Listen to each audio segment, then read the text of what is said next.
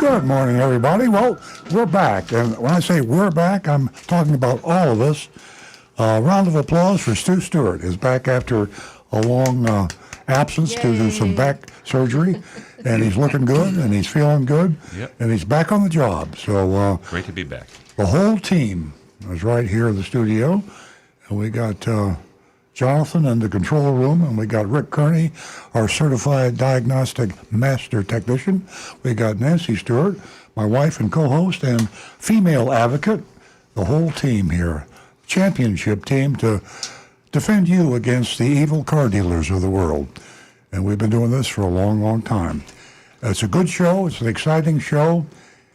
Probably the most exciting part of the show is our mystery shopping report. I won't say probably. It actually is.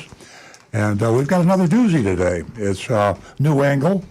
I'll tell you who we shopped. We shopped CarMax, the largest retailer of used cars in the world. And as usual, we did it for a reason. We try to come up with a new angle, a new twist, some new information to benefit you, the listeners, and the watchers to the show. Speaking of watchers, I don't have my list of telephone numbers here, so I know I'll get one shortly, but we rely on you, the audience out there, the visual, the video audience, as well as the audio audience. Jonathan. I have it right here. I got and even though I've been doing the show for 20 years, I can't remember the telephone numbers. That tells you something, I'm not sure what, but we love to hear from you. And if you don't call the show, it's just not as much fun, and it's not as informative, because your questions are on the minds of thousands of other people, even on our minds. Sometimes you ask questions we don't have the answers for, but we find them most of the time. And our favorite method of communication is the old-fashioned telephone, and that number is 877-960-9960. You might want to write that down. If you haven't got a question right now, probably don't. But as the show progresses, we're on for 2 hours. We're on from 8 to 10 Eastern Standard Time. I give that Eastern Standard Time out because we're all over the country, and the world for that matter. And if you write the number down, 877-960-9960, when you think of something, give us a call. We will prioritize your phone call. Telephones, it has the personality, the warmth. It's just more complete communication. I know it's old-fashioned. I know you folks are like I am. You text a lot, you email a lot, but there's nothing like the old-fashioned voice.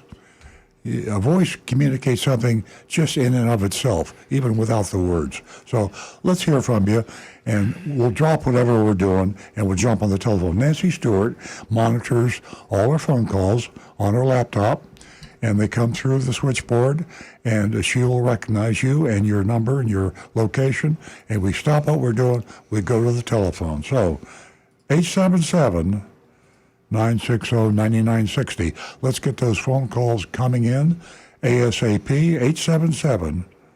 877-960-9960. And for you texters, and I admit I'm a texter, I really, in my daily life, prefer texting because you can get more text, you get back to them, it's not invasive. You get a text, you get back to it a little bit later. Telephone, ring, ring, ring, you got to answer the phone.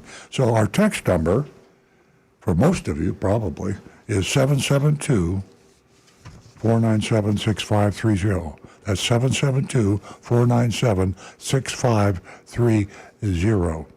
And we'll accumulate the texts. We don't get to them as quickly as we do the phone calls, but we'll get to them. And Stu is accumulating them on his list over there. And so before the show's over, we'll get to your text. 772-497-6530. And probably our most, I don't know why YouTube is so popular. I mean, I guess I do. I mean, YouTube is YouTube. I mean, it's huge. So youtube.com/Rolling Cars. And Rick Kearney, to my right, also our expert on technical matters. Rick Kearney accumulates the YouTubes, youtube.com/Earl on Cars. Have a huge number of great YouTubers out there. And in the past several weeks, we've been getting more YouTube comments than anything else. And there's Facebook. Stu monitors the Facebook.com now that he's back. And Facebook.com/Earl on Cars. So we're streaming, and you can see how pretty I am, especially since I got my face fixed. And no more bandages, no more stitches. And here I am, I'm pretty. Yay. So Closure. tune us in. You can see us visually, hear us audio-wise, and your comments are really what make this show interesting. I'm going to turn the mic over to Nancy Stewart, my co-host, and we've been studying all morning. We get up early on Saturday mornings, and we go over the automotive news, we go over newspaper clippings. I mean, we do our preparation, and so we're prepared for you. You give us your best shot, ask your hardest questions, and Nancy Stewart has a special offer. I've never heard of any other radio show or any show that does this. We do something crazy to encourage you ladies out there to call the show. And it's working because we have a lot of great, extremely intelligent, interesting lady callers, thanks to Nancy. Nancy, the mic is all yours. Good morning, everyone, and welcome to Earl Stewart on Cars. You're a big part of the show. We appreciate your company and your communication, whichever you choose, to get in touch with us. There's a whole lot to get to for the next 2 hours. I have a question for everyone. Are you still waiting for your vehicle? Has it been delayed in any way? We'd love to hear from you. 877-960-9960. Or you can text us at 772-497-6530. For the ladies this morning, as usual, we have $50 for the first 2 new female callers. Take advantage of that. Give us a call and share your experience with us, whether you purchased, leased, whether you went in for service, anything at all, or just give us a hi, a hello, and we will welcome you with open arms. 877-960-9960, and the text number is 772-497-6530. And don't forget your anonymous feedback. We'd love to hear from you from youranonymousfeedback.com. And also take advantage of Earl's Vigilantes. Go to Earl on Cars and sign up, and you can help somebody in your community. We'll talk more about that later. Now back we're going to go right to the phones. We have a couple of callers that have been holding. We'll take John's call from Jupiter first. Good morning. Good morning, John. Good morning. Thank you very much. Thanks for taking my call. Earl, you and I have just met a few times and chatted very informally. We have the same eye doctor. So one of your long time ago employees has worked at my firm. I'm now retired, but for the last, 25 years. So we have that in common. We've chatted about that a few times. Well, give Dr. Middleman a plug. He's a great doctor, isn't he? I'll tell you, Earl, I love my new cataract, my new lenses. Yeah. Uh-huh. Oh, gosh. Change, my golf game's not any better, but, it may eventually come around. Anyway, thanks for taking my call. I have a question. I own a 2010 Corvette coupe, and like the little old lady who just went to church on Sunday for the last, whatever it is now, 12 years, I've pretty much just gone to and from the golf course here in Jupiter. So I've got about 47,000 miles on the car. Wow. And it's in very good shape. So but I am thinking it's time to move on to something else. And in terms of selling it, I have no idea at this point if I want to buy a new car or what, so I don't really know. But I'm just trying to determine the value of the car. So I went to Black Book online and looked at the retail, wholesale, loan, etc. And I guess that's my first question. And then the next will deal with their ratings of extra clean, clean, clean. But what should I look at for the best number for the real value that I could get for my car on Black Book? Would it be wholesale or loan or retail? I think I don't think you should be using the Black Book right now. The used car market is in such flux. We watched it ride up to historic highs in the last couple of years, and now it's coming down pretty fast. So the Black Book is a little publication. I know you might get it online, but the best way to get the value for your car is just to get bids from three different buyers, an online source, a CarMax, maybe a Chevy dealer too, because it's a Corvette, because that's going to give you a real number. Yeah. So. Yeah. Yeah, so I don't mean to interrupt. I'm sorry, but so really, if it's really not that accurate or the best measure, then I really don't need to worry about. I'm assuming extra clean. Just cross it out that no one's going to give you extra clean. But for example, with my car, given the mileage, you can adjust the base. The Black Book mentions, and so it adds about close to $4,000 to the base. Is that legitimate? No, given no. mileage? See, the people that are going to be buying the car are not going to use Black Book. They're not going to look at that at all. Yeah, they're going to look at the Manheim market reports, which are the in real time transactions across the country at all the various auctions. And even right now, that's kind of sketchy because the MMR value today will not be the MMR value in a couple of days. And Manheim is the largest auction. It's like almost a monopoly. They're all over the country, and that's the most common referred to wholesale version of used car prices that you're going to find. There's also within markets still we use. I'm blanking on the name of the service we use for pricing. It's vAuto. vAuto, yeah. vAuto is more regional, and we'd be glad to check it for you on vAuto. They give you a range of what the prices would be within a geographic area, zip code area, and so between vAuto and Manheim Auction, you can get a real accurate price on what that Corvette's worth. By the way, the prices are coming back, and Corvette never got hit too bad compared to everything else. And a gem, pristine car like you have, 47,000 miles, 12-year-old car, you should get a pretty good price for it. Okay. And you did mention, I was handling my mother-in-law's estate a few years ago, and I sold her, but it was an older Honda Accord. I sold that to CarMax. And, I thought I got a reasonably fair price, but it's not as nice as cars I had. So I don't know if that's a good. So you said go to CarMax, and We Buy Any Auto. What about? We Buy Any Car.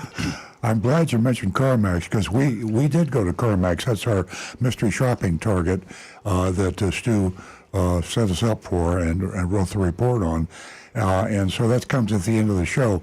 But the reason we shopped them, John, was that they are very heavy in their inventory, meaning that they bought in a lot of cars, traded them in and bought cars in the past when the used car prices were a lot higher. Now, the used car prices came down, but CarMax, surprising to me, didn't adjust. We did, and your more progressive dealers recognized the fact that the wholesale market was coming down, and we adjusted our prices by writing them down. CarMax, we found out, did not.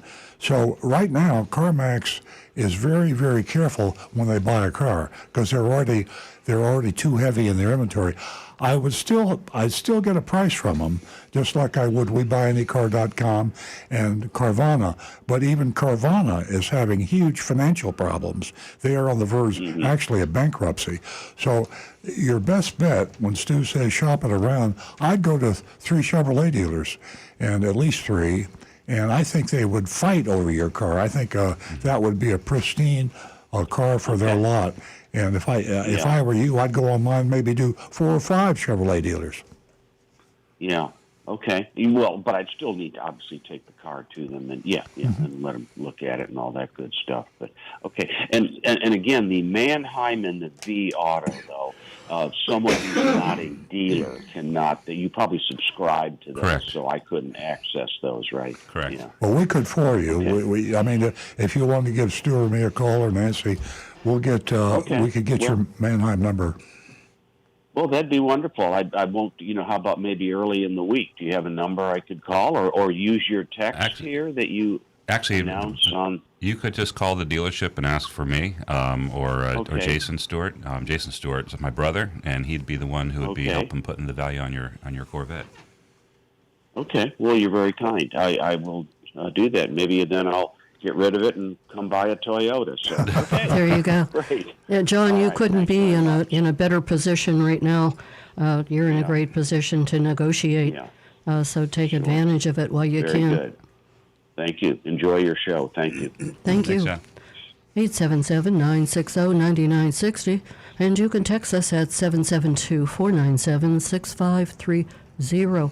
As I said earlier, your anonymous feedback is pretty important. You can, use that as a way of communicating with us. And we're going to go back to the phones, and we're going to talk to Maxine from Melbourne, Florida. She's a first-time female caller. Ka-ching. No, she's not. She called before. Maxine, good morning. Welcome back. Oh, good morning. No, I didn't call before. Well, all right, then you're I was- $50 richer. Okay, that's good. That's good. I like that. You are a first-time caller? Oh, yes, I am. Oh, Yeah. great. I had sent a. I sent a text Before we get message. started, Maxine, I want to let you know that you can leave your contact information with Jeremy in the control room.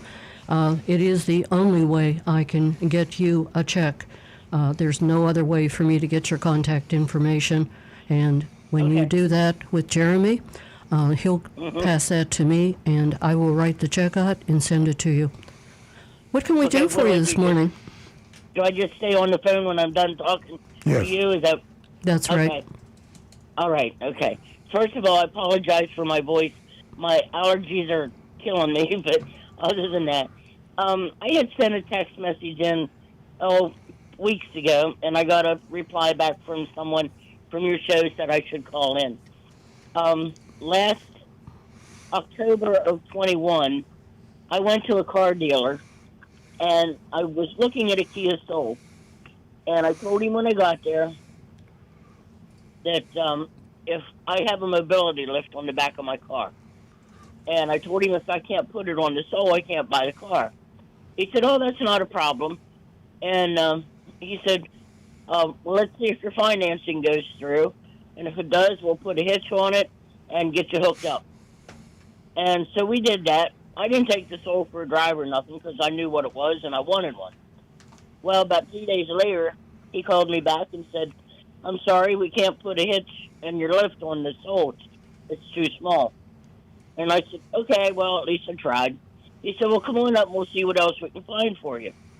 So I get there, and he says, "Well, come back to my desk." He said, "I got good news and bad news." And I said, "Well, first of all, you shouldn't have any news, but what is it?" He said, "Well, you own the Soul, and we own your car. And you can't leave here today with your car."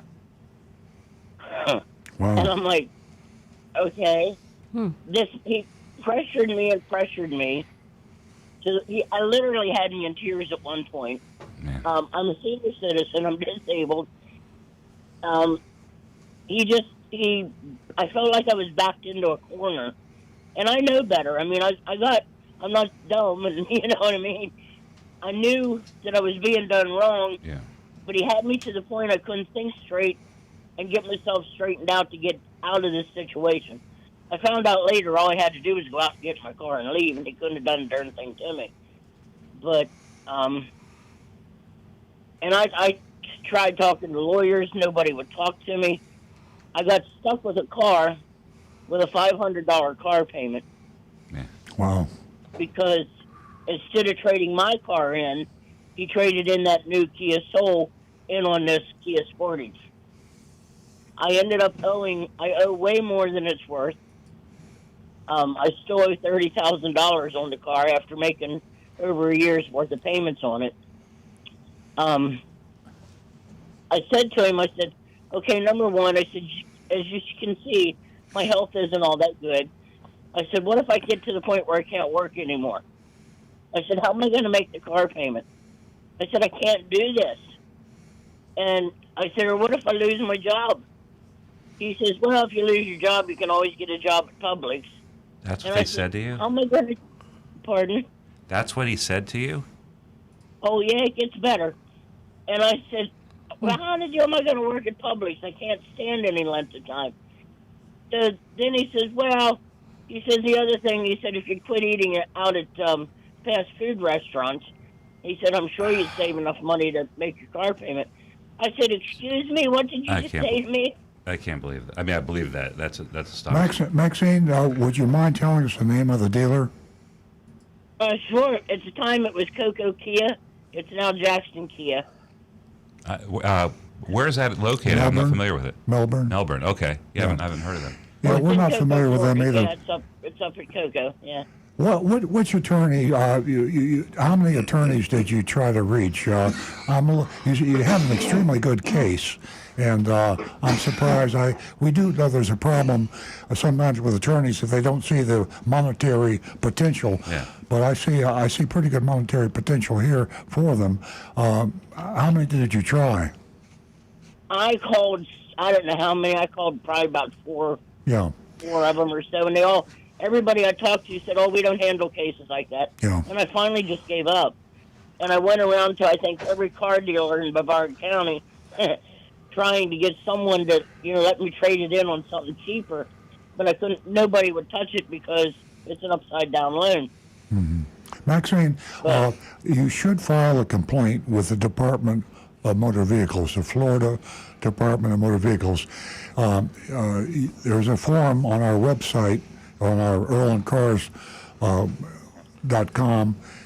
You can download a form for a complaint to the Department of Motor Vehicles. You would try to contact them by phone or do that complaint. They have a lot of power. What they've done here is a pretty severe violation. One of your problems may be that the salesman will deny what he said and what he did. If he was to tell the truth about what he did, that would be a very serious violation. The Department of Motor Vehicles can actually revoke the Kia dealer's license. They can fine them. They can suspend the license, and that would be the quickest way to get the dealer's attention. You need to get through also to the owner of the dealership or the general manager. The salesman is... Okay. Yeah, go ahead. I did that when it was Coco Kia. I went up and I talked to him. He said, well, there was nothing. They told me there was nothing they could do. Then it's under new ownership now, and I took my son-in-law with me, and he was out of town when I bought this car, and that's kind of why I got, if he'd have been with me that day, this probably wouldn't have happened to me. But he went with me, and we went up and spoke to the new manager up there, and he said, well, that was under different ownership. I said, that's beside the point. You still have that same guy working for you. Mm-hmm. He still has the same desk. He's still here. I said, and if he did it to me, do you think I'm the only one he's going to do that to? But nobody would talk to me up there. Well, we'll try to help you on this, Maxine. If you can get us the specifics, the name of the dealer and the name of the salesperson, if you can text that to us or call us and give us that information, we'll try to get you an attorney that will help you. And I also think that you really need to file that complaint with the Department of Motor Vehicles. This is a terrible wrong they've done you, and it needs to be corrected, and we'll help you any way we can.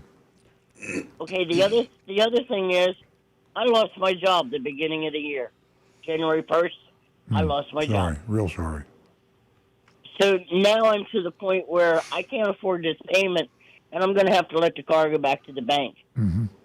Mm-hmm. And, I don't know what else to do. Maxine, And, this is Nancy. Yes. We realize you're in a bad position right now, but I have a question for you. When you were spoken to about your options for employment by the salesperson, were you alone? You mean at the car dealership? Yes. Yeah, we were. It was just him and I at the desk. Okay, so did you say your brother-in-law or your nephew was with you when you went back in? Yeah, he went with me when we went back up. Yeah, we went back up to see if they would. Okay, so you were spoken to while you were alone. You know, Maxine, this goes on more often than anyone wants to admit, and it's unconscionable. And I truly am sorry for you, and there is no reason for anyone to be taken advantage of, whether they have a job, don't have a job, whether they're upside down, anything. You must be respected, whether you're a man or a woman. And this gentleman, and I use the term loosely, he was definitely out of line.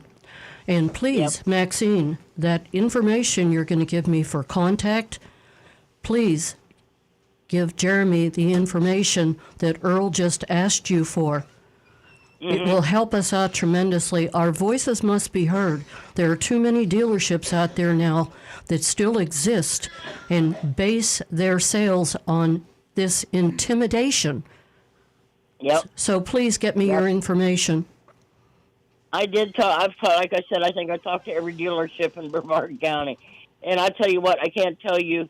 The one I remember, this one salesman. He said, we get a bad rep anyway. He says, but when somebody, and he gave him a name, he says, treat someone like you like that. He said, all that does is make the rest of us look even worse. Exactly. He said, and that It was spreads quickly. uncalled for. Maxine, I can't thank you enough for calling. It was great hearing from you. Please stay in touch, and please stay on the line and give Jeremy the information that we need. I most definitely will. I did have one attorney tell me to blast him on social media, and I just did that when I lost my job, and I'm like, well, here I go. Now I'm going to lose my car. Ruin my credit. I got good credit. Now my credit's going to be ruined because of him. And I put his picture on even. Yeah, exactly. So, Exactly. but Again, thank you. We have another caller waiting. I'd love Okay, to talk to okay. you further, but we're out of time. Have a wonderful that's okay. weekend. I appreciate it. And Thank there is light at the end of the tunnel. Stay in touch with us, please. Okay, I will. Thank you. 877-960-9960, or you can text us at 772-497-6530. And as I said earlier, your anonymous feedback, take advantage of that. YourAnonymousFeedback.com. And there's no better time than right now for you to read Earl's latest column. Don't let dealers steal your discount on a new car. Go to Earl on Cars and take a look at that column. There's a whole lot of information in that column, and also the last one was it's time to begin the car buying process, and also a great read for these times that we're in that are so volatile. And again, you can go to Earl on Cars for all that information. We're going to stay with the phones. We're going to go to Boca, where I believe we have Deck holding. Good morning. Good morning. Good morning. It's tough to come in after that. That was a heavy call, very sensitive call. But Yeah. mine is not like that, I think. Can I please have a question? I bought a 2007 Lexus RX 350 from a private person, and the car is wonderful. I knew everything. I had a pretty good idea, when I bought it, what I saw. But the front dash was cracked and kind of soft. So I figured I'd call Lexus and see what they will do about it. So when I called Lexus, they said there was a recall on it, but the recall finished in 2017. Yeah. My question is, do I have any recourse on that? I don't think so. That's pretty far out of the time range. you tried and they turned you down, but if you were the original owner, you'd have a better chance. The fact that you're not the original owner hurts, and the fact that the car is 15 years old. There was a chronic problem with auto dashes. Lexus, Toyota, a lot of cars were having problems, especially in Florida, with cracked dashes. And we had cases with our customers where Toyota would go back several years and repair a dash, even though technically it was out. But you're pushing the limit when you go back 15 years. Okay. That's what I thought, but I'm glad to hear it from the professional. Well, I'm sorry I have to give you the bad news, but I think that would be it'd be just probably a waste of time for you, and no sense of doing that. You're the one that got the whole thing going with Toyota, with the cracked and melting dash problem. It was a problem our customers were bringing it in, and it wasn't being acknowledged, and then they finally started paying attention and fixed them. Yeah, we got some publicity on it. I went to WPTV Channel 5. They came out and did a special story on the cracked dashes. So, we take pride in the fact that we probably created the national attention, eventually, where these cracked dashes became. We thought it was just Toyota, and suddenly Honda had them, and Lexus had them, and pretty soon a lot of car manufacturers admitting apparently they're buying their dashes from the same supplier. And in the Sun Belt states like Arizona and Florida, they were cracking. The way I got the media's attention is our customers were complaining the dashes not only cracked, but they melded to some extent, the hot sun, and they would get a slick look on the dash. So the sun coming in would reflect off the melted dash, and it became a safety issue. So once you say safety issue to an auto manufacturer, they get really frightened. The lawyers say, you better do something about it. So that's how we got their attention. Now that I go over that, you might consider one last shot, maybe go in writing to Lexus and just say that your dash is reflecting the sun based on the condition, and it's creating a danger to you when you drive. I don't think it'll work, but you put in this much time, you might give it a try. That's incredible. It sounds like a terrific idea. Worth a try. Good luck to you. Call us back next week and let us know how you did. Thank you. You're welcome. Thank you. I will indeed, and thank you. What a great show you have. Thank you very much.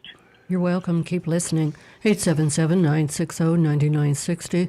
Or you can text us at 772-497-6530. We're going to talk to Paul, who's calling us from Lake Worth. Good morning, Paul.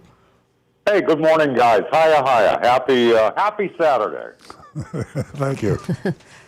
Cool. I think it's interesting that you're going to be shopping CarMax today. Yes. And I just happen to be of the philosophy that in the spite of everything, I think a buyer out there can still find a later model, really good used car for a fair price. Mm-hmm. So here's my question. Manufacturers certified used cars. And why does one car qualify for a certified program and others not? Same year, same model, same mileage, same dealer. What's the criteria? Well, the dealer has to want to certify the car. It's a cooperative program between the manufacturer and the dealer. Now, the manufacturer sets up criteria, year, condition, and mileage, and you have to go through a checklist for a manufacturer certified car. And when you go through the checklist, if you fix the things that need to be fixed and it qualifies mileage and time wise, then you can certify it. But to certify it, you have to pay the manufacturer a certain amount of money. Now, that is probably the answer to your question. Some dealers choose not to certify, and some dealers do certify. Okay, well, but what I'm saying is, for example, a Lexus dealer has a certified Lexus of 2020 and another 2020. Mm-hmm. So why would he not, if the vehicle is still under warranty to begin with, why wouldn't he fix what needs to be fixed to make it manufacturer certified? Well, if the mileage and condition qualify it to still be under warranty, there's no reason why he shouldn't. It's still his choice. It isn't a very smart choice, in my opinion. It could be all about the money, depending on how much he has in that other vehicle. He might have, he might have allowed too much money or paid too much money for that other vehicle, and he doesn't want to add another $600 to his cost because it'll cut into his profit when he sells the car. Here's what I advise people on certified cars. I say, if you have a car that qualifies for certification and you take it to your independent mechanic to check out, don't spend the money to have it certified. Just go ahead and buy the car. If it qualifies for certification and you've had it checked out by your independent mechanic, you save the money that the dealer would be charging you extra because he had to pay the manufacturer to certify it. Because the extra warranties that you can get with certified, the free one is a powertrain warranty, which you're most likely never going to take advantage of. And then the extra warranty that you can get, it's a good deal, but you have to pay for it. Yeah, all right. Okay. Yeah. Because in the case of a Lexus certified vehicle, the certified warranty, at least on paper, looks to be just as good as anyone else's new car warranty. Oh, yeah. It covers the same thing. It's comparable to the Lexus new car warranty, and same with all the manufacturers. Cool. Okay. And when you're buying a Lexus, you're buying a very good vehicle. And my philosophy, this is just my personal philosophy, when you buy a top quality car like a Lexus, you really don't need the warranty. I mean, you take care of the car, you do the factory recommended maintenance, and the chances are you'll never use the warranty. So it's like a peace of mind expense. Yeah, and that's all it is. It's a peace of mind thing. And when you buy a really high quality car that has been, gone over by Consumer Reports, and everybody says, "Oh boy, this is a good one," you can still get a good value. Yes, absolutely. Cool. Great. Thank you. Thank you, Paul. You're welcome, Paul. Thank you for the call. Stick around, folks. Later on in the show, we have the mystery shop coming up with CarMax of Royal Palm Beach. Agent Lightning went out and did a great job again. And of course, the Spy Master General is right here with us this morning. And we're all going to welcome him again. Welcome, Stu. Hello. It's good to be back.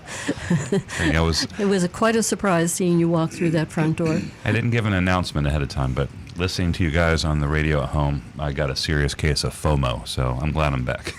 Oh, okay. You ready for Anne-Marie's kickoff text? Oh, yeah. Okay. Yes. We got a text from Anne-Marie. She says, "Good morning. What would you recommend the best time for customers to get insurance when they buy a car? Just after papers are signed, right before they take delivery, when they get around to it? Thanks." Well, yeah, absolutely. You want to do it before you take the car home. And the dealer should really push you on that because they're at risk also. I mean, with the lender, assuming you finance the car, you want to be sure you got the proper insurance on it because the lender requires that. So, yeah, by all means, before you drive the car home, be sure you have secured your insurance. I would also add, I would feel more comfortable and advise that you don't put the insurance on the car until you've signed everything in the finance office, so there's no more surprises. A lot of people get very invested in the purchase, and you could put the insurance on as soon as you have the VIN number and the description of the car. And if imagine doing that, and then an hour later you're in the finance office, in your mind you've owned it, you're insured that car, and it's a lot harder to say no to some of the pitch. So I'd wait till you're done signing all the papers and before you drive off. And speaking of insurance companies, that's reminded me that Nancy read an article to me, and I think it was Automotive News, that I think State Farm or Allstate, a couple of the insurance companies have stopped insuring Kias and Hyundais that are easy to steal. And the speculation is that other insurance companies might be doing the same thing. So if you folks are thinking about buying a Kia or a Hyundai, check to see if it's on the list of it's easy to steal. You might want to check with your insurance company before you buy the car. Yeah, great advice. All right. Well, let's jump ahead to Bob from Naples, but actually he's Bob from the north coast of Cuba. He's on a cruise ship right now, just off of Cuba. Really? Yeah. Hope he's We having never a had a great call time. from Cuba before. No, technically he's in international waters, I'm imagining. So, Bob says, hope you are all well. Question, for us snowbirds, if we were to leave a car unused for 6 months in Florida, what things should we do to the car? It would be in a covered carport. And again, that's Bob from Naples. And this sounds like a Rick question. Yeah. The first thing I would do is find a neighbor or family member and have them come over about once every 2 to 3 weeks and take the car out for about a 5-mile test drive.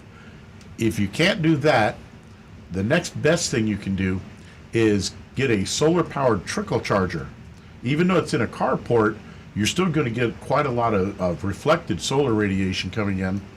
And those solar-powered trickle chargers can keep your battery charged up and help keep the car in good shape for you. Now, I got to stop you there. Hey. You telling me that a solar-powered trickle charger will work in the garage? No, carport. He said a carport. Oh, carport. Carports are generally open on at least 2 or 3 sides, therefore you get sunlight that does outside. get reflected in. Okay. Yeah, I had a carport in my first house. Yeah, I mean, and just the reflected light was enough to. Yeah. Well, I didn't have a charger. I don't know if that's true. In a garage, know. however, just get a trickle charger that plugs in the wall.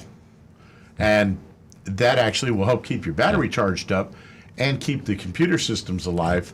I like the idea of having the neighbor do it. We've talked about having trickle chargers, but there's more benefit than just getting the everything charged up. Absolutely. You get fluids and other stuff. Also, what you're going to want to have them do is once a month check the tire pressures, because 6 months' time, you're going to come back to flat tires. And it can also create what's called a flat spot on the tire, because it's sitting in one position for a long time. When you go to drive the car for probably the first 20 or 30 minutes, you might hear this thump, thump, thump noise as it keeps hitting that flat spot. Yeah. Also, your brake pads can actually start to rust just a little bit to the rotors and actually lock up to where you may have an issue with getting the brakes to work properly, and they'll be extremely noisy after sitting for a length of time. So the best option really is to have a family member or friend that can come over and just exercise the car a little bit. Yeah, I wonder that's what the situation will be with electric vehicles now. Like with a full charge, could it sit there idle for 6 months? I know you'd still have the issue with the flat spots on the tire, but could a Tesla S, Model S, charge up and sit for 6 months and still be drivable? I think you'd still see some issues with the batteries because the Tesla still has a 12-volt system for the computers to keep the memory alive even while the car is Okay, turned yeah. off. Does it have a separate 12-volt battery for that? Yes, they do. Okay, like a regular car. And I would suspect that you're going to see those draw down over time. If you don't run Tesla for 6 months, I think that battery would wear out. One other thing, you've always talked about the wireless or the keyless remote battery, and you want to be sure you keep that away from the car so it doesn't keep trying to reach the car. Yes, minimum 20 to 30 feet with at least 1 or 2 walls between the key and the car. Yeah. Will keep the two from trying to communicate back and forth. Yeah. So You know, want to there put was that, just- you want to take that with you or put it away from the car. So. Yep. There was a lot of our listeners that were, unaware of that, Rick, and that was great advice that you gave out on more than one occasion about the remote, and also to the person that's on the cruise. I've left, Earl and I have left for 2 weeks, and I've come home to a dead battery. So it's key what you said, you should really find someone who will run your car at least not around the block, but for several miles, just to, as you said, give us some exercise. That's great advice. Warm up the engine and just exercise it, basically. Yeah. And Stu, I did not know that about the electric vehicle. I just thought that was a shoe-in. You could just leave it sit. That's what I was thinking, but I got thrown off course with the 12-volt battery that they have it just like. I should have known because the hybrids have a 12-volt plus the hybrid battery. Well, and a quick word here from Donovan. He says flat spots would definitely be an issue, but the 12-volt battery is lithium, and the main battery loses only about 1% every 3 weeks. And he says all Teslas have a 12-volt lithium battery, but not all EV makers do this. Okay. So I would still be concerned about that 12-volt battery. Yeah. And even on a Tesla, I'd say it's still a good idea. Get it out and drive it a little bit. Let things exercise. Cars aren't meant to be sitting. And, They need air. We'll take a moment to thank Donovan. You know, he's such a big part of the show. He's He's patched us in a lot of We've covered information. that subject pretty well.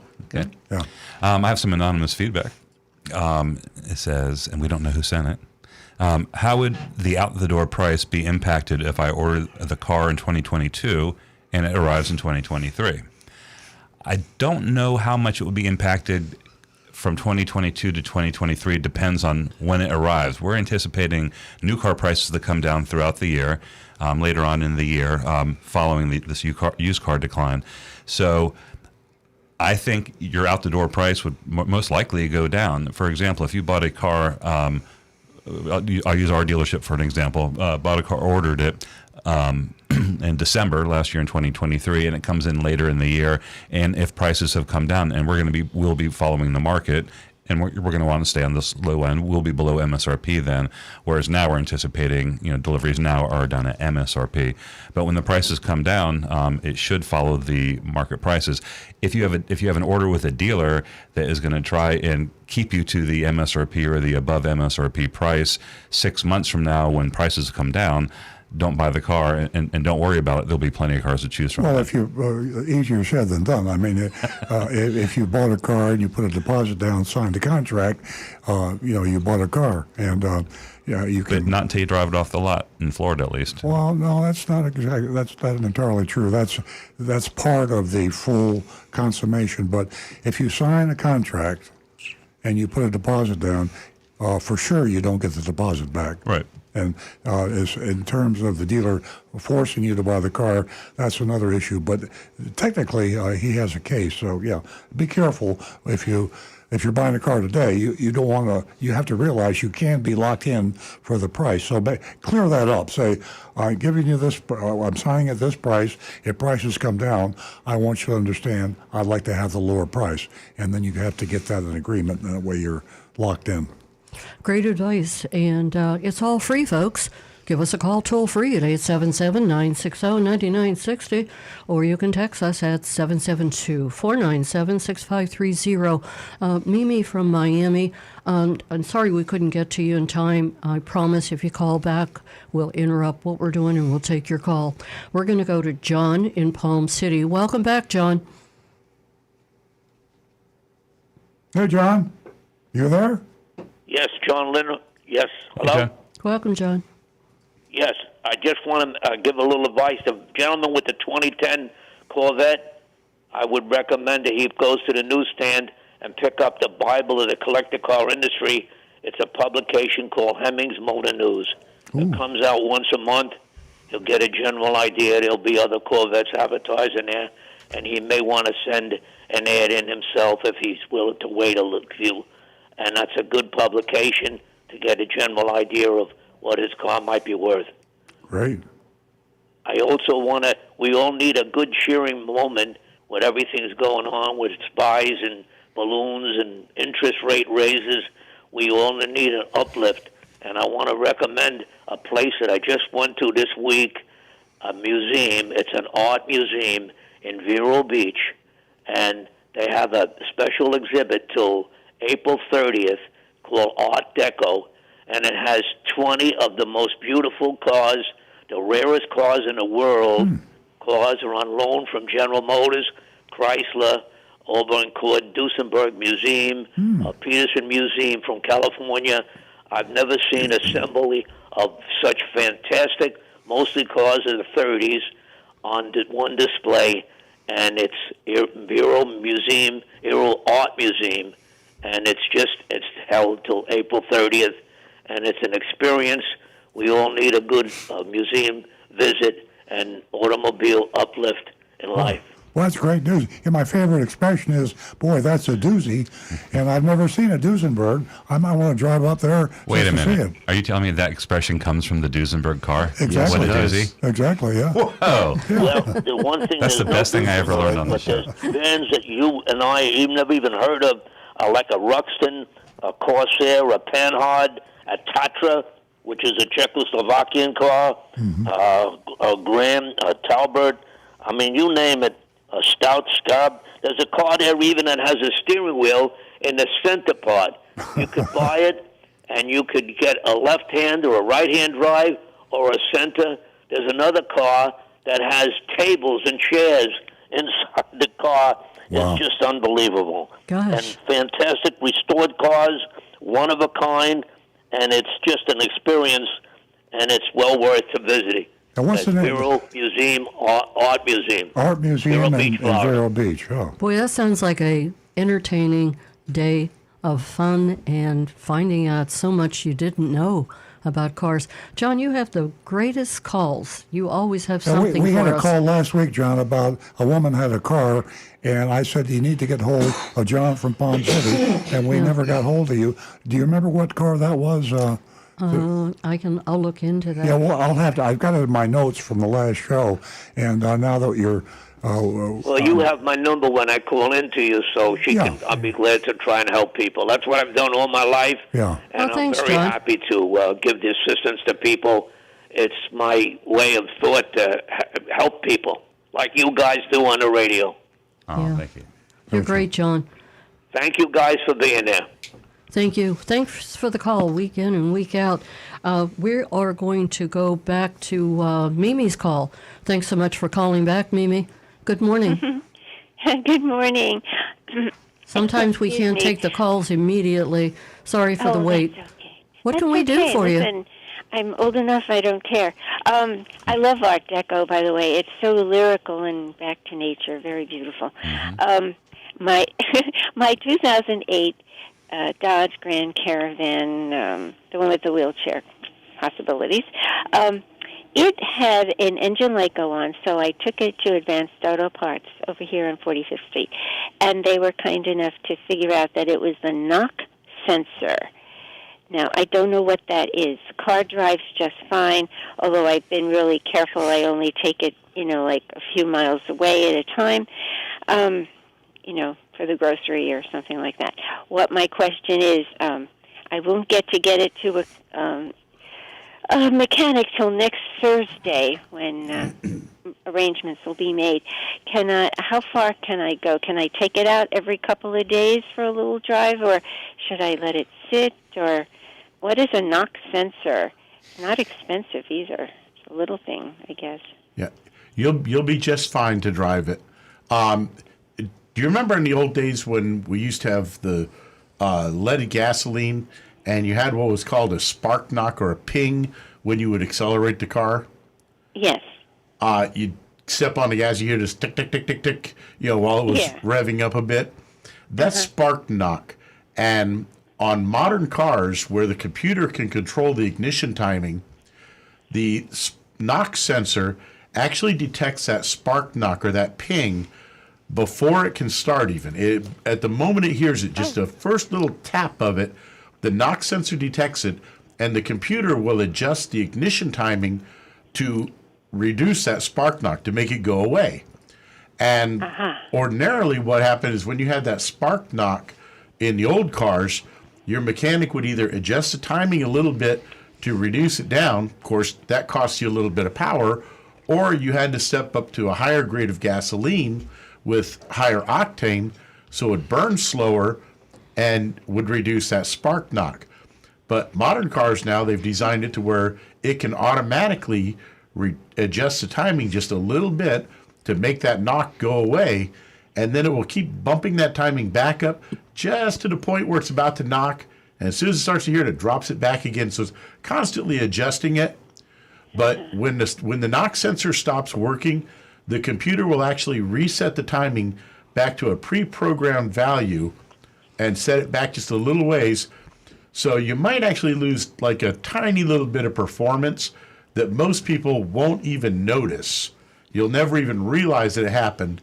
But once you get the new one in, that'll clear up that check engine light and everything will be fine. But you're completely safe to drive the car until you can get it taken care of. Thanks, Rick. Oh, thank you so much. It makes me feel better. I'm so happy to listen to your show. Thanks again. Oh, Bye-bye. thank you, Mimi.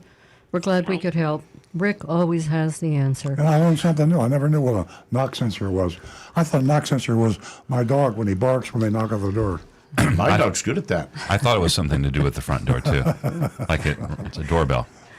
Give us a call toll free at 877-960-9960, or you can text us at 772-497-6530. Boy, I can't wait until my cough is cleared up and I can talk like Nancy. And Rick, you sound terrible. We're we're ready for the lungs. I just got better. Can I tell a Tesla story? We have Marty Okay. holding. Okay. So I'll tell it later. if you could just hold that thought, So we'll no. go to. We'll That's right. Marty, welcome to the show. How are you? Hi, good. Glad to see Stu is back in his chair. Yes. Thanks. We are happy. I got a couple points. Point one, in New York State, you could never take a car out. The car dealers used to have to call the insurance company, and you'd have to get your insurance card faxed over or whatever before you could ever take the car out. Yeah. In Florida, I think you got 30 days to change the insurance because they don't want you changing your mind on the car. They want you to take the car out 1 minute after you've signed the paper. And you got to have a license plate and registration before they'll let you take it home. Right, right. My second point or question is, now that these interest rates have gone up, what about the leases? I don't think there's any more bargain leases on anything. Fewer, What do you- I mean, for sure. The industry is getting nervous about that. The dealers and the manufacturers are really starting to get nervous because they aren't leasing very many cars. And leases are their prime, not only do you make more money on a lease, but you're able to get the about 50% greater return to purchase or lease when a person leases than when they buy. So leasing is down from like 30% of deliveries down to like 10 or 15%. And they're trying everything they can to get that percentage higher. Yeah, now I went over to Ed Moore's Honda. My wife's got a CRV, but the lease is not up till April of 24. Mm-hmm. I prefer getting a RAV4, but just for me to check it, I went over there, and the guy said, even if you have $3,000 or $4,000 worth of equity, he said, the lease price in the same car is over $150 a month more than we're paying now. So I told him, well, I'll just buy the lease out then at the end if it's the same in April of 24. And he said, it's the only smart thing to do. He said, don't. He was very honest, and he said, don't bother with a lease. Yeah, the residual values were very, very high 3 years ago, and then they overestimated the value of these cars, and it's just, they underestimated is what I'm trying to say. Right. So they've overreacted in their new residuals, I'm afraid. And what Nancy said in the beginning, she said, tell us if you're still waiting for your car. I'm waiting now 11 months. Are you? Yeah. From your dealership. Yeah. So I know it's a long wait. So I'm not figuring on a 23. I'm figuring on a 24. Yeah. Right, Stu? What's great is anything's that possible, Marty. you realize, how long you're going to wait. I had several phone calls this past week, and to my surprise, they were surprised that they were still waiting for their vehicle. And in these times, you still have to have some patience. But Marty, let me ask you this question. Were you surprised that the interest rates went up again? What is this, the 9th time? Yeah, well, I think now what they said is so many people had new jobs. What they say, 517,000 Right. jobs, and it's going to still keep going up. Yeah. But I'll tell you one thing: the banks, they're not paying out. They definitely went up in their interest rate, like on CDs, but they think the interest rate is eventually going to come down. Yeah. Well, and they're not locking people in for 5 and 10 years. They're making sure they maybe have a 1-year CD for people who are thinking about buying a home or buying a new car, this it's a game changer. But on a more positive note, credit unions are going to be getting a lot of business. That's the way to go. Yeah, and I just want you to know, as far as the car I'm looking for, there's not any dealership out of all South Florida guys in Pompano and in West Palm Beach, nobody has like a hybrid Camry XLE.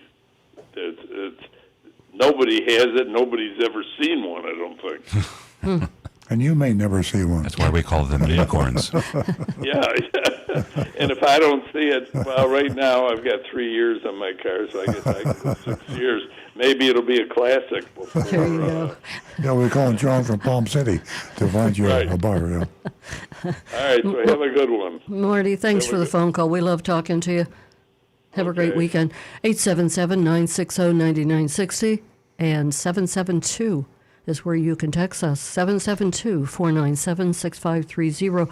We're going to go back to Stu, and we're also going to get in touch over here with Rick when Stu's finished. Okay, we have a text here, and it's a doozy. A dozen. D-U-E-S-I-E. Doozy. All right, listen to this. Follow along. It's a little bit long. If a dealer takes a car in trade, which has a good title, and a short time later discovers that a couple of owners back on that title, the title had been washed. The fella who traded it in had bought that car not knowing about any of the title problems because it was a clean title when he got it. It turns out the trade-in was worth a lot less because of the washed title problems. The dealer then went after the fella who traded it in an attempt to recover the difference between the trade-in allowance and the actual cash value of the trade-in. And this owner refused to pay. Is the previous owner, the person who traded it in, legally responsible to pay the difference? I'm going to say no, but I'll turn it over to you. You know, I think the original sin, the original time it happened, I think it goes back to that time. It would be a very awkward situation, probably practically speaking, Right. impossible Legally to sort out. Yeah, but I think with odometers, the dealer that traded it in with the bad odometer, even if the owner was guilty of sending it back, It's the dealer. The dealer was the one that you'd have to go after for any consideration. And subsequent dealers, I don't think would be held responsible. But if there's any lawyers out there listening, Yeah. correct me. But I think that's the answer. I think also it's up to the dealer's due diligence to make sure the vehicles are taking an inventory. They have clean titles, and most dealers don't do title checks. Right there, you do a Carfax, and the Carfax will alert you to title checks. So that would be my question: did it show up on the Carfax or auto check report? Because that's the first clue usually if you see there's a title issue. All right. Exactly. All right, we do have another text from Jim in Indiana. Good morning, Stu. Hey, Jim. So glad to have you healthy and back. You've been sorely missed. The show just isn't the same without. I shouldn't be. Somebody should be reading this to me. The show just isn't the same without your contributions and you. Thanks, Jim. I'm touched. Okay. I think we're caught up. I'm going to log back into the. I'll tell my Tesla story. Perfect timing. I just want people know that I drive. Next thing I have actually a Plaid, the fastest Tesla S model, but they call it the Plaid, and we love it. We have a lot of fun with it, and but because we own the Tesla, we talk to a lot of other Tesla people, and we read a lot about Tesla. So I just like to keep all you Tesla folks out there updated. By the way, when I'm driving on the road now, I'm seeing more and more Teslas. It's the number one selling electric car in the world. I mean, it's hard to believe the volume that vehicle is getting. But I had a problem with the Tesla the other day, and the windshield washer, not a big deal, and I lived with it for a while. I even took it into our dealership, and they said, well, we can't do anything. We'd have to take this apart, and it would be a warranty issue. So I brought it home. So finally I decided, or somebody called the show. What happened was it all began with me filling the reservoir. Because I like doing that. I liked filling mine, and I like filling the Tesla. And I thought it would be very interesting to compare the Tesla to the Avalon in the experience. Yeah, I get excited easily. But at any rate, I'll continue with the story. So we contacted Tesla on the app that I have on my iPhone. And they said, we will send a technician out to your home and take care of it. I thought that was really cool. Mm-hmm. So sure enough, Jeff, the technician for Tesla, came out, and he had his Tesla in the driveway, and he had his tools and whatnot. And so I said, well, make yourself at home. Anyway, he jacked the car up in the garage. You know, Rick, you would have loved this. I had to go out because I just really get into this stuff. And he had like his little doctor's bag. He had a little mini jack. He had all these little tools. And it was amazing what he could do in our garage where we didn't have to take the car in. Cool. It turned out great. Did he fix it? And the wipers work. Did he fix it? Yes. He found out that it needed a new motor. Now, you would think, and this is amazing to me, what are the chances of him having a windshield washer motor In his doctor's bag? in his pack? So, Well, you told him that that the wipers, the washer didn't work, right? and he said that this is practically never the problem. Huh. He said it's the first time he's found a situation where the windshield washer motor went bad. Yeah, So this Maybe he was always pretty brings unique. one, and But- it just didn't turn out that way. Yeah. No. But he was smart. everybody jump in And he here. brought it along. Everybody jump in. I mean, Hey, I we're just have some excited. you questions. tell my story for me, will you, all of you? Hey, Sorry, I'm just praising the mechanic because he was smart enough I to have bring never that had part. the experience of someone coming out to the house. Usually they have to take the car back because they don't have the tools. They have to order the part. I don't know if this was a fluke or not, but I was amazed in about an hour I had a new windshield washer motor. And he also told me something very interesting I never knew. And you Tesla owners, listen to this. If you have an issue with your Tesla, any kind of a glitch, you're driving along the road, a glitch, and you have a problem, you hit your little speak button where you talk to your Tesla and you say, bug fix. And when you say bug fix, it goes straight through to the tech at Tesla in the world, and the computer automatically takes a digital picture of your vehicle at the instant. That the problem's happening. It's kind of like when we deal with service customers and it's an intermittent problem, Yeah. and we ask them to describe it, we ask them to take videos. This is at that moment you have a technician paying attention. And then he looks at what he's looking at, and he calls you and tells you what the issue is and whether to take it to the dealership or Get out of the to car do a immediately. reboot. By the way, when I told the technician I didn't know about that, and thank you very much, I said the last time I had a issue, I was backing out of my garage, and I got right up to across the street in front of my neighbor's house, and it wouldn't go out of reverse. So I Yeah. Bug rebooted. fix. So Bug fix. Bug fix. I rebooted. He says reboot is the best thing you can do. He says reboot and bug check. So all you Bye-bye. Tesla owners out there, I think it's really cool.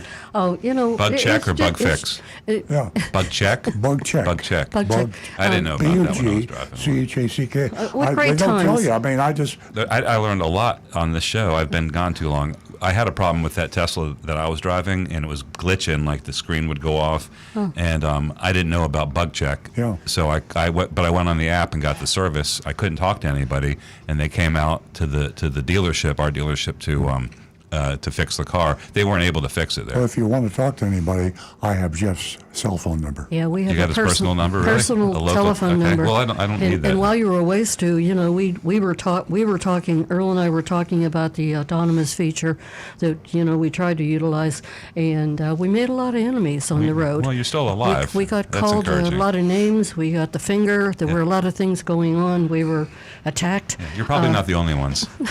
But right now, we're reporting a lot of good stories right now about Tesla, and there are a lot of good stories. So, autonomous is for us to go out into the country Yeah, Rick and has a drive phone. around Away from like people. crazy. Rick? This is from Donovan.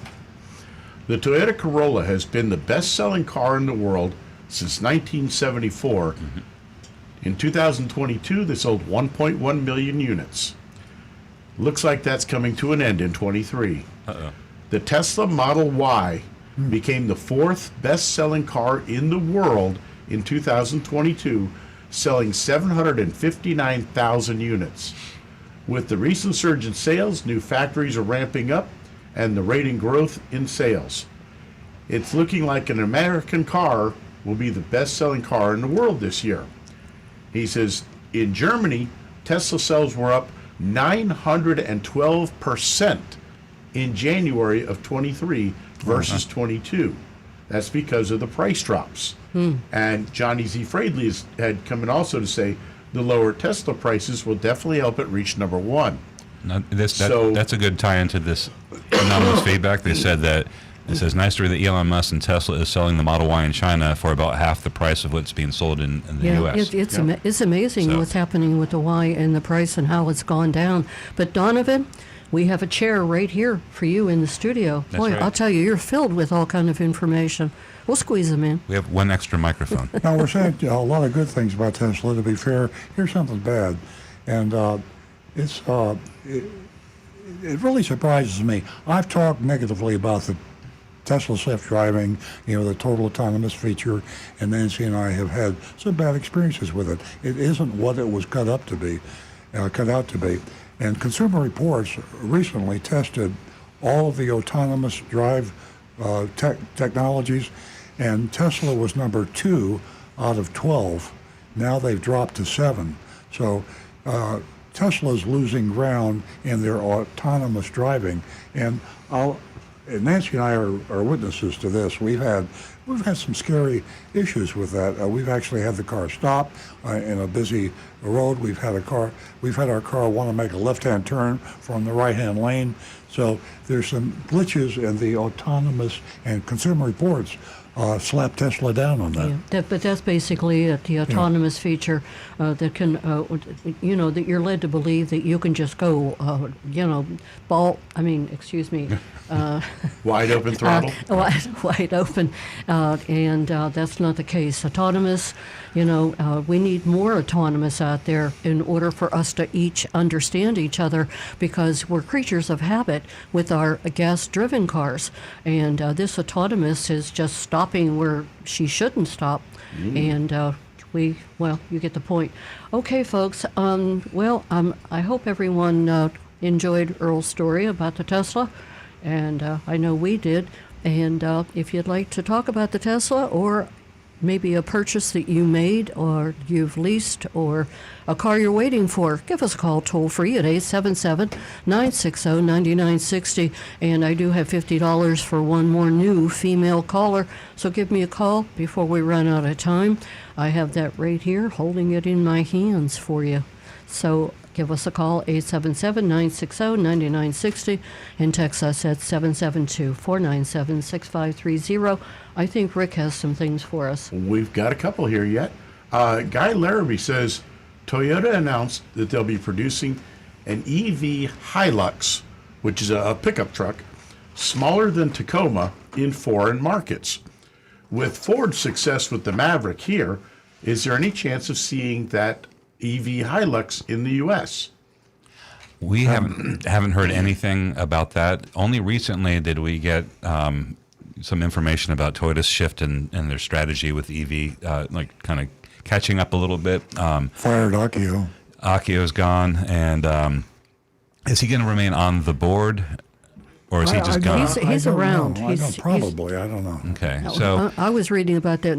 Pardon me, Stu. I was reading about that in the automotive news in Satio. Sato, yeah. Yeah, Here's he's the new guy right pretty here. excited, and he's only 53 years old. Yeah. Hey, And he's got some plans. Sato-san, good luck. Good luck. I hope Akio is very happy. Yeah, I mean, when I heard the news, that's the first thing I thought of. I thought it had to do with the EV. It could have been a strategic blunder on Akio's part, but we don't know. They fell behind with the Prius, and they just didn't stay up to, and Rick broke World that moves news fast. last week. But to answer your question about the Hilux, everybody likes the Hilux. It's an overseas vehicle. It's like a Tacoma. It's available in a vehicle. If you're a truck nut, then you know about the Hilux, and they're pretty cool. So an electric Hilux is pretty exciting, but no specific information about whether that's coming to the States. I don't know that. I don't think so. I don't think it will. It's too small. Yeah, we like our big EVs. Yeah. And Regina Downey says, hi, Earl. Last week, Karen was the lady that had called in about the 85 convertible Mercedes. And Jeremy should have the contact information, or you might have it, because I believe that she was a first-time caller. So we pass that information on to John to see maybe get her some Great. interest Well, on her thanks very car. much. That's yeah. a great idea. Karen, that's right. Yeah, that's a great idea. Rick, I'm going to go back to the phones where Richard is holding. And Charles, hold on. We'll be right with you. Good morning, Richard. Good morning. How y'all doing? Good. Well, thank you. Yeah, I'm a constant listener every Saturday morning. You're doing the Tesla thing this morning, so I thought I'd call in. I'm a Tesla owner. I've called before. I have a Model S. Mm-hmm. And I wanted to reinforce the good experience you had with the home service like Tesla. I've had it 3 times, I believe, on various things, including Really? a flat tire. They do a great job. Yeah. Well, that's great. What issues did you have, Richard? This is Well, the first. one was a flat tire, and they come right out, and they have a tire all mounted, and they take your tire back and fix it and put another one on for use. You can go wherever you want, and then later on you swap it. Did they charge you for that service? No, it's free. Wow, That is that's amazing. amazing. I didn't know that. So not only warranty It's, service. You don't have a spare tire, so I thought I'd write. And I've dealt with it. Jeff has serviced. He's one of the guys who's been out to see me too, and Wow. he's good. Boy, we I've had learned something new today. I didn't know had the that. So they'll filter show up changed with in a the brand new tire. They have your spare tire. Amazing. We got it. We'll drive it out to you. That's incredible. Yeah. They, I also had them service the air conditioner filter,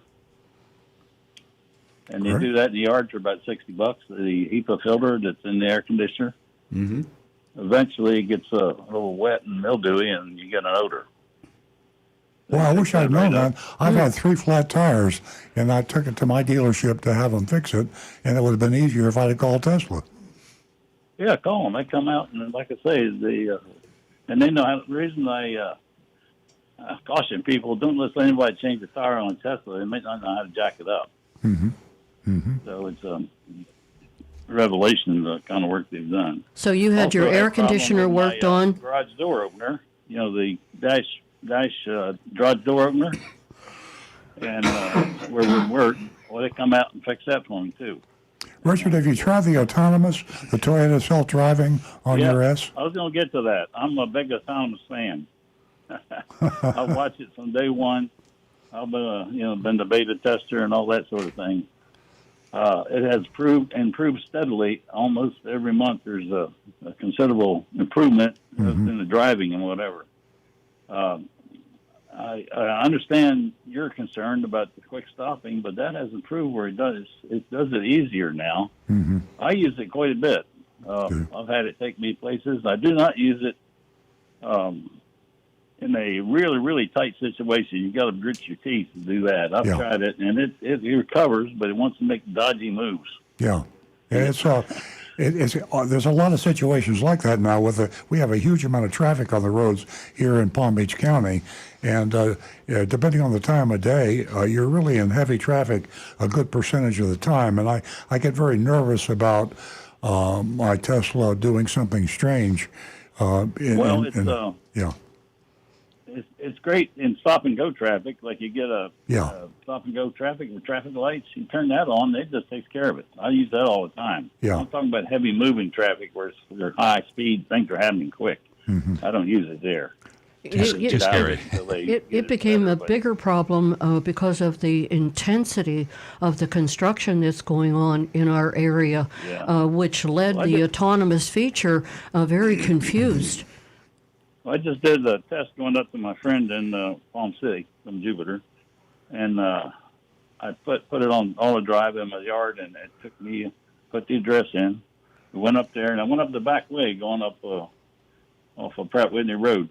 Mm-hmm. And it had a couple of experiences that it did perform flawlessly. One was a 4-way stop, Mm-hmm. and it so happened there was 3 other cars at the stop. Well, it stopped. It let the one on the right go first, and then it took its turn and went ahead, and it did all that by itself. Oh, I'll be darned. And on up the road, there was a construction site where they had orange barrels set up for a quarter of a mile or so up there before you turn on the Cannon Highway. And it responded to that, moved over in the right lane, and then went over into Cannon Highway and stopped. and then it pulled out and went into the left lane for higher speed, and did all it by itself. Mm-hmm. And it's gotten much smoother. I used it when it first came out. Mm-hmm. It was jerky and it was kind of scary, but That's encouraging. I'm a proponent now. They're doing good, and by the way, I'm not a fan of Consumer Reports on their cars. Mm-hmm. They mess a lot. They need some good engineers on that thing. They don't. They mess a lot of stuff and they seem to have a vendetta against Tesla. To tell you the truth. So that's my opinion anyway. Yeah. Well, I don't. I know I go on and on about Consumer Reports, and I know they make mistakes. I've seen some of their mistakes, but the thing I like about them is when they make a mistake, they make a mistake. It isn't because they're in bed with the manufacturer or. Yeah, I understand that. Yeah, right. but you're right. They're not. They're far from perfect. And I'm a subscriber. Don't get me wrong. I use it for all kinds of stuff Yeah, I buy. yeah. But I just on the cars. They're not real good. I mean, there's other podcasts and whatnot on Teslas that you'll learn a lot more. Yeah. And by the way, I want to thank you for the bit about the bug fix. I didn't know that one. Bug check. Yeah, they should keep these things a secret. But I started to do it this morning, and we had a slight issue, but I wasn't fast enough. And but I'm gonna try to use it and see if I actually get a call back from a technician. And Richard, I have a question for you before you go. And Sure. that feature that... I do have one more question. We got time. But go ahead with yours. Okay. Are you the only driver of that Tesla? No, my girlfriend loves it. Okay, so she drives it By the way, and you drive I'm it. 85 years old. We talked before. I'm going to retire probably the engineer, rocket engineer. Okay, so both of you drive the Tesla. Yeah, I can't keep her out Okay. of it. Do you have a problem with the feature that you can adjust by entering your name or your girlfriend's name? Is that an easy transition, or do you have a problem with that? No, it works well. You just go to the dice. I'm in there under my name. She's in there under her name. And you just touch it, and it goes to your seat adjustment, mirror adjustment, whatever you got. Interesting. Have you tried setting it up and it doesn't respond, or what? I'm sorry, I'm having a problem hearing you. What was the question? Oh, I said, have you tried setting it up and it doesn't respond, or what is it doing? Yes, it's definitely set up for both of us. But the transition is what's a little complicated when it comes to us, changing seats. But we're working on it. When you touch the thing on the dice, it doesn't respond. I'm sorry, I can't understand what he's saying. I'm just trying to understand the problem. He says when you touch the icon on the dash, does it respond to you? Oh, absolutely. Hey, Richard, I just noticed that we've got like 3 or 4 calls backed up. We would love to hear from you again. Yeah, I've got one about a Prius. When I get a chance, I'd like to talk to you about it. Okay, fantastic. You know how to get in touch with us. Have a wonderful weekend. We hope to hear from you again. Okay, we're going to go to Charles, who's been holding, and Howard, hang on. We know you're there. Good morning, Charles. Good morning, Charles. Okay, let's move to Howard. Good morning, Howard. Good morning. Welcome. Thank you very much. Pleasure talking to you guys. I have a question about service. The question is this: when should you go to a dealership? What service or repair should you go to the dealership and not to an outside mechanic? Really, just about anything that can be handled that is not warranty should be able to be handled by an outside mechanic. If it's something really in depth, like say electrical or possibly computer related, then I'd be looking at taking it to a dealership where the techs are going to be more specifically trained. But for basic maintenance, anything like that, basic repairs such as brakes, tires, belts, filters, outside mechanics are going to be a much cheaper option in most cases. Yeah, my son had a Mustang, and he was up here in Florida, and he went to a number of non-dealerships They could not fix the problem. This is in 2012. So we had to bring it to Ford. Ford charged them much more money, but they fixed the problem. So that's why I'm asking that question. 2012 may be different than today. So would you say in 2012 the dealership could do more than the outside mechanic? It depends on the car. Cars have gotten so complicated now that the modern ones, everything is computerized. And without special training and certain special equipment to really diagnose the cars properly, a lot of outside shops are left with their hands in the air. But dealerships have one thing about it, though. The buck stops there. We really can't say, I'm sorry, we don't know what's wrong with your car and we can't figure it out, because the customer's going to say, no, it's your car, figure it out. You guys, you're Ford, you built this car, figure it out. Eventually they're going to have to. And also the fact we have access to the manufacturer, and oftentimes if we have a problem we can't figure out, we can talk to a technician for Toyota, and any manufacturer will have technical experts. They can actually send a factory person into the dealership to check the car out. So you have a much deeper resources if you have a very highly complicated problem. But when you're going the outside independent mechanic, it's a lot less money. You just want to be sure they're qualified, and you really always can't tell until you actually get into the trying to get the car fixed, and then sometimes it's too late. They'll go in, they'll log a lot of hours, they'll be charging you for their time, and they still don't fix the vehicle. So that's the reason you have to be sure you have a qualified independent. That's great. I have another question. I'm not going to ask it because you backed up. I'll talk to you next week. Thank you very much for the information. Thank you very much. Thank you, Howard. Thanks for your consideration. It is just by the clock 9:32. And Earl, do you want to get started with the mystery shop, or would you like to go to Stu and I think we have some time for text already. Okay, we're going to go back to Stu. All right, clear up the last text. We have one from Bob. Says, good morning. I'm listening to the show this morning, and it sounds like a lot of people are having issues occurring with their Teslas. Sounds like some minor ones, but it sounds like a lot are having issues. That's from Bob. And let's see here. We have one from Anonymous Feedback. Such corruption, really sickening the way these dealers get away with murder.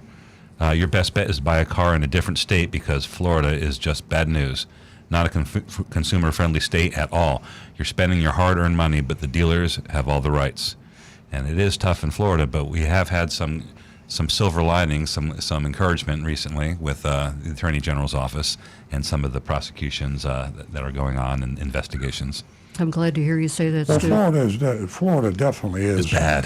The worst, and South Florida is really terrible. So, if you're in a position to get a car from a friendly state, we found Pennsylvania and Tennessee are a couple of states that we mystery shopped, and we've seen some very, very good dealers in other areas. So I think there's something about South Florida that is unique.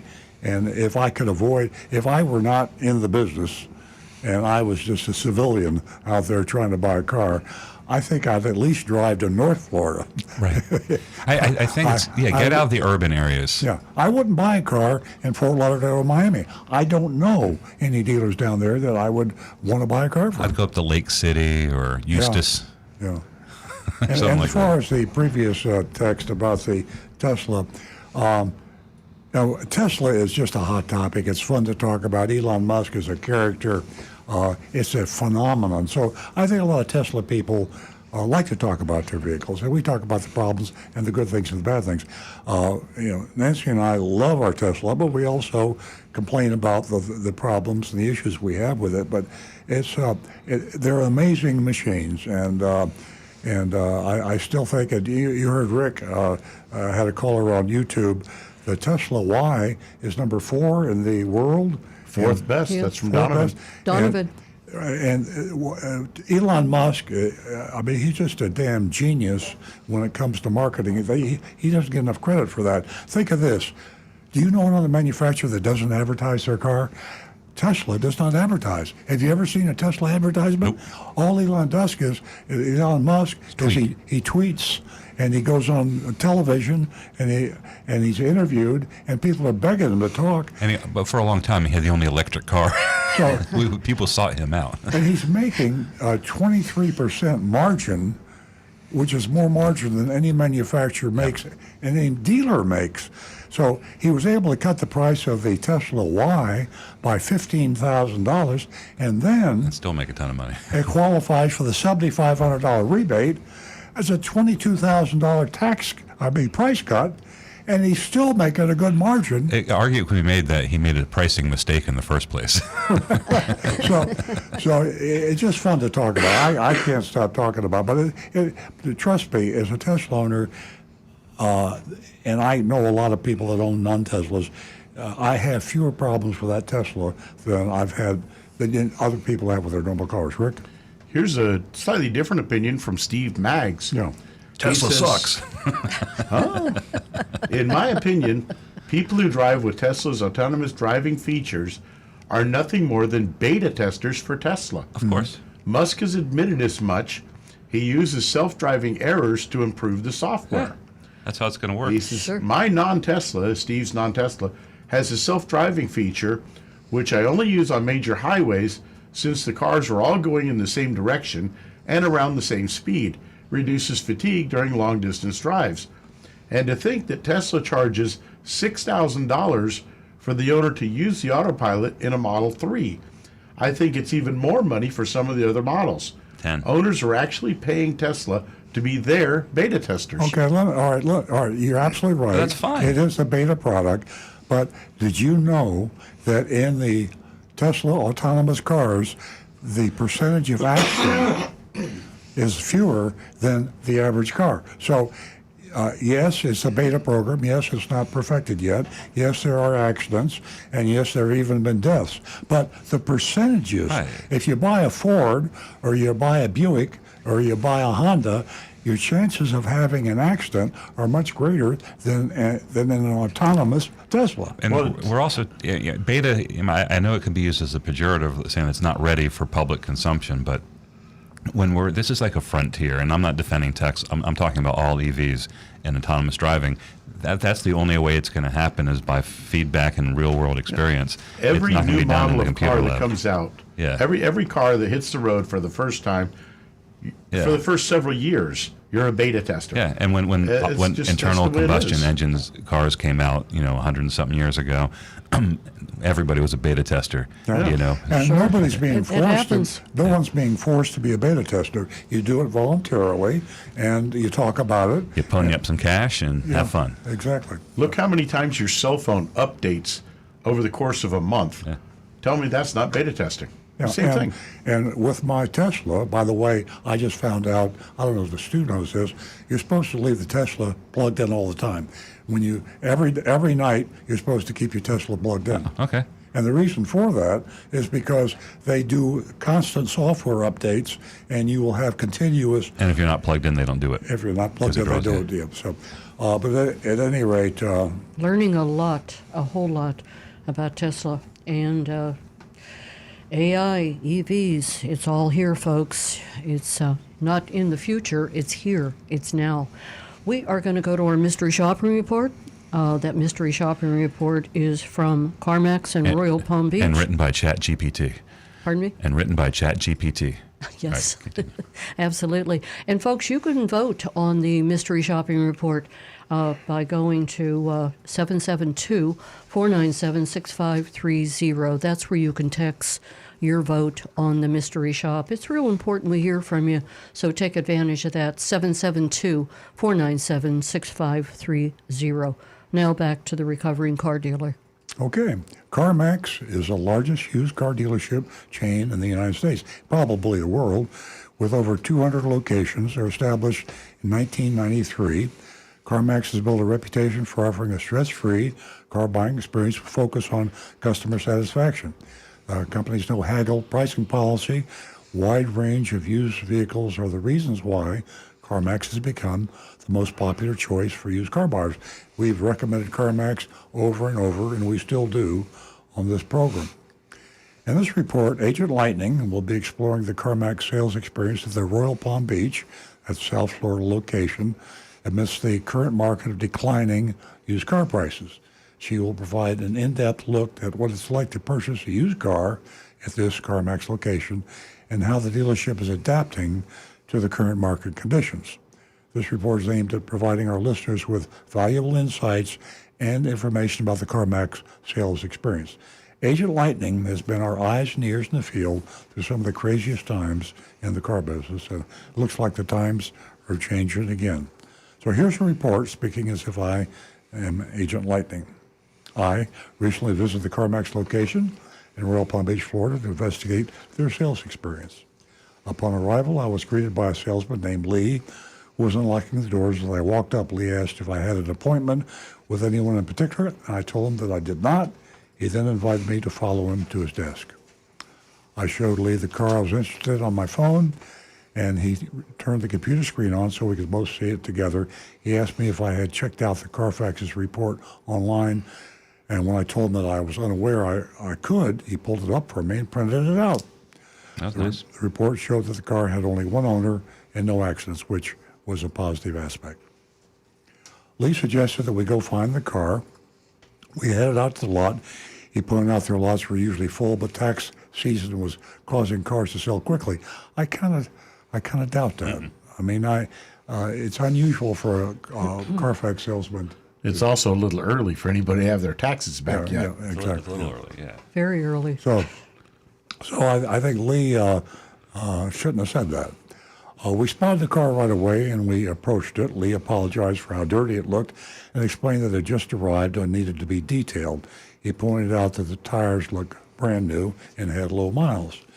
Now, in full disclosure, I asked that we check and see what would be a good vehicle for us to talk to CarMax about. We had a ulterior motive for going into CarMax because we talked on the show last week about how CarMax has fallen behind the times in adjusting the prices of their inventories, and that their sales and profits were down, and that they were higher in their inventory cars than they should be because they were hesitant to write their cars down and take the pain of and the loss, financial loss of adjusting the cost of your inventory when it's too high. So we went in to check out cars that we knew had been there for a long time, and this Highlander was one of them.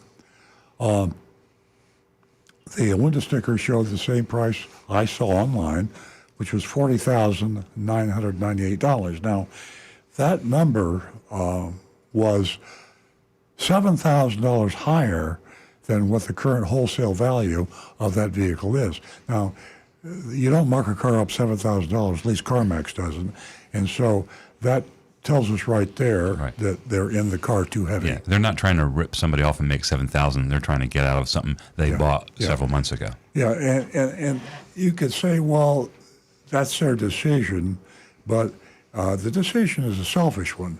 People don't like to lose money. And when you're a public corporation, it's dangerous to lose money because everybody knows about it, and you're making profit, and you're a hero, and suddenly you realize you've got too much money invested in your cars. The prudent thing to do and the business wise thing to do is to adjust your inventory to the market. They have chosen, CarMax has chosen not to do that. So we'll see how that... Take a piece of wood and bite on it to it really hard, Exactly right. and then take the pain.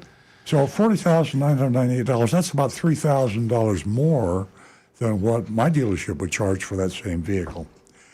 After starting the car and taking a look around, I was impressed with its condition. We headed back inside. Lee, the salesman, promised to provide a detailed buyer's order. He explained that CarMax's salespeople work on salary rather than commission, which is a good thing, which he said is much nicer for customers. And it certainly is. When a salesperson is paid a percent of the profit, and the salesperson has the ability and the authority to set the price, you're talking about a pure adversarial relationship. You might as well get into the boxing ring with somebody else. You are their enemy. You are enemies. He's trying to get the price higher, and you're trying to get the price lower, At CarMax, it's salary. The salesperson has to sell the car for what CarMax said the price is, and that's it. He's not going to make more money or less money. He just makes less money if you don't buy the car. He added that there are no hidden fees or information, and the prices are non-negotiable, with only a $399 dealer fee and a 90-day 4,000-mile warranty plus any remaining warranty from the original dealer. Now, that's not quite true either. And later on, when we checked the buyer's order, we found out they did have an electronic filing fee, and that is another name for a hidden fee or a dealer fee. I'm not sure that Lee, the salesperson, even knows that, but it is true that these tag agencies fees and electronic filing fees are just another name for a extra profit to the dealer. I wonder if he ever asked why on their buyer's order it says optional. Exactly. Wouldn't he think that was when he makes that statement before, and he's I'm sure he's studied his own buyer's order. And it says optional in the fine print on the buyer's order. Yeah. I mean, it's by the it's by the charge, but it's smaller. And people, you're not going to see that. I mean, well, Agent Lighten didn't see it either. I mean, it's very small. I wouldn't have seen it except for I'm trying to blow up a PDF to. So why would CarMax put that in there? Because if you ask a person, would you rather pay $39 more profit to me, or would you prefer not to? What's the answer going to be? I don't care. So why do you put it on the buyer's order in the first place? Okay. Say keep. It's $39. I just spent The salesman $50,000. also mentioned that CarMax sells extended warranties and walked me through the options available for the specific make and model of the car I was interested in. He also mentioned that he didn't mention whether or not he gets a commission on the extended warranty, and I don't know. He also mentioned that if I took the car to a CarMax or Repair Pal certified shop, I'm not familiar with Repair Pal. Are you? No. I wasn't either. I'm familiar with PayPal. That's one word, one word, REPAIRPAL, Repair Pal certified shop. Mr. Kearney is Googling it. I would receive a $50 discount on the deductible for each repair. Probably owned by CarMax. Finally, Lee took me through the process of inputting my information, including a recall check with the vehicle identification number, and reached the screen for the buyer's order. He excused himself, sprint the order, and returned a few minutes later with it. The top line was $40,988. As I said, that's about $3,000 more than my dealership would charge for that car. And it's $7,000 over what the current wholesale market value is for that car. A $399 CarMax processing fee was added. That's what they call their dealer fee, hidden fee, whatever you want to call it. And a $34 optional, which is kind of silly, electronic filing fee. Lee thanked me for visiting CarMax and handed me his card. So that is the report. I will say this, that the buyer's order, and Agent Lightning commented on it, was one of the easiest to understand to read. It's fairly standard, though. And it's a real buyer's order. It's Yeah. not just a worksheet. And there's a picture of it. I mean, it just, and the fact that you would see a buyer's order, usually you see a worksheet. So with CarMax, they give you a buyer's order is a legal document, and they show you that, and you can sign it, and you can commit right away. And so it's very upfront. Rick? Apparently, Repair Pal is a website that you can go to, put in your make, model of car, and what repairs you're looking to have done, and they will send you a list of repair shops. Certified. It's similar to the collision thing that we're doing. It's a network of repair shops. Oh. I put in our zip code, Palm Beach, Mitsubishi, and then a lot of small independent shops in Riviera Beach. And it says they have from 64 reviews, they have a rating of 2.6 stars. So That's not good. Not very good. But they're not owned by CarMax. They're just No, it's just an outside source apparently that, and the way they make their money is the repair shops pay them 10% of the amount that they sell the customer for work. They send back to Repair Pal to give them a cut of the. pie there. I was looking for some connection to pretty good CarMax. trick. I don't see anything. I mean, anything. So the 10% is probably going to be more than the $50. So they're actually, if you go through Repair Pal, you end up paying more money because they got to pay 10% to the shop, and the shop's got to charge you 10% more to make up for that. But they're giving you 50%. Oh boy. Mickey Mouse. Thanks for checking that out, Rick. That's surprised me a little bit about CarMax. So there are a couple little surprises about CarMax, but they're still, I think they're still recommended. We'll see after we get the votes on this shopping report. Let me see what's coming in. Yeah. And what do you got, Rick? I've got, let's see, Tom Steckel, A-. With the gross margin they're earning on the sales price, they shouldn't be charging any fees.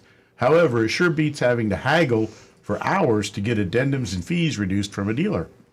Tim Gilliland, B+. Kevin Bryson, B. Mark Ryan, B. Mark Smith, B. Scott Hunter, B. Johnny C. Fradley, B. At least there aren't fees galore. Andrew Plasinski, although the price is a little higher than it should be, CarMax is a clear cut and dry business deal, B+. Brian Sidlatko, I like that CarMax has no pressure tactic. Grade is a B. Rocky Blockatiel is a B. And let's see here. Kirk in West by God, Virginia. CarMax Royal Palm Beach. Just because you're underwater doesn't mean I want to be too. A big boo on the electronic filing fee, but everything else seemed reasonable and above board, so CarMax earns a C-. Joseph Kelleher, a D. No dealer fees in upstate New York on used cars, not even a dock fee. That's interesting. Negan 1 with a D.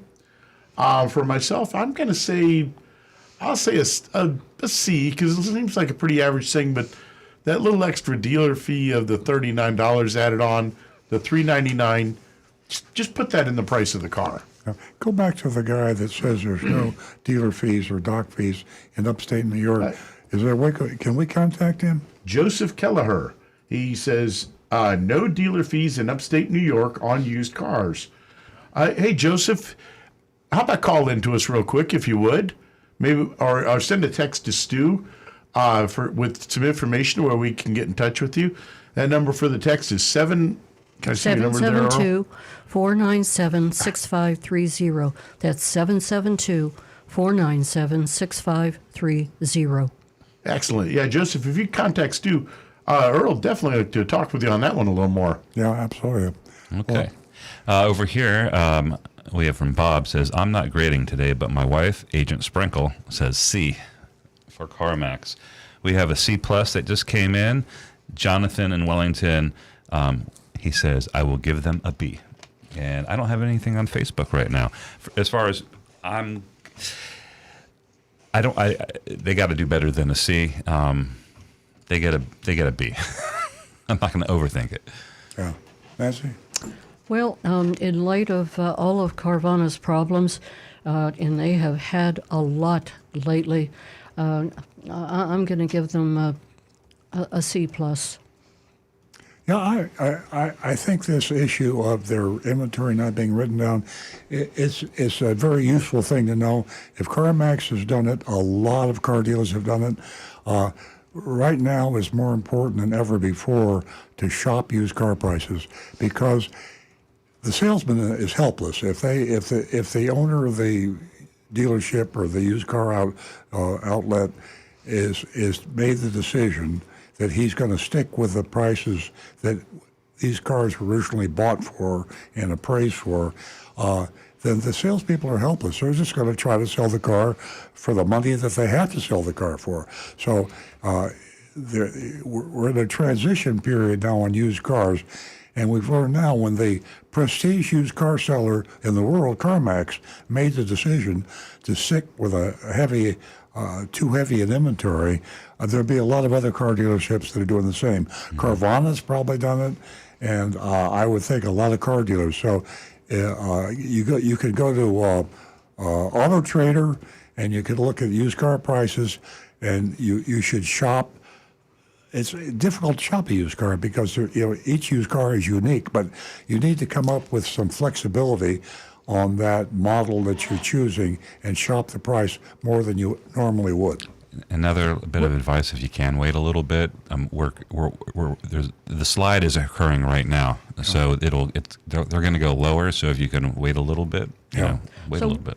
What is your vote, Earl? I'll go with a B, and I'll also say that with used car prices